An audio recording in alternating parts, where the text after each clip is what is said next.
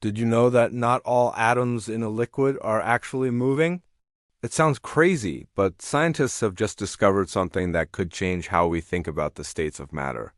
Using powerful microscopes, they watched tiny droplets of molten metal, like platinum, solidify. And what they saw was astonishing. Some atoms were completely stationary, pinned in place even at super high temperatures. These fixed atoms act like tiny anchors, and they have a huge impact on how the liquid turns into a solid. When enough of these atoms form a ring, they create a kind of atomic corral that traps the liquid metal inside. This corralled liquid can stay fluid at temperatures 1,000 degrees below its normal freezing point. Eventually, it solidifies, but not into a normal crystal. It becomes a strange, unstable, amorphous metal.